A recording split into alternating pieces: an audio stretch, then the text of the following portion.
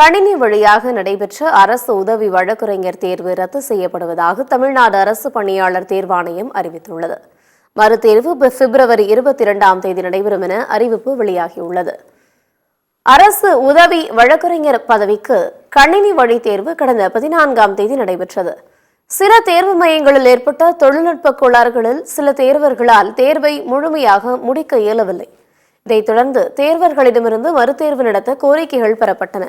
இந்நிலையில் தேர்வர்களின் கோரிக்கையை ஏற்று அரசு உதவி வழக்கறிஞர் பதவிக்கு கணினி வழியே நடத்த தேர்வு ரத்து செய்யப்படுவதாக டிஎன்பிஎஸ்சி தேர்வு கட்டுப்பாட்டு அலுவலர் ஜான் லூயிஸ் செய்தி வெளியிட்டுள்ளார். ஏற்கனவே இந்த தேர்வுக்காக தேர்வாணையத்தால் அனுமதிக்கப்பட்ட தேர்வர்களுக்கு மறுதேர்வு பிப்ரவரி 22ஆம் தேதி நடத்தப்படும் என்றும் அவர் குறிப்பிட்டுள்ளார்.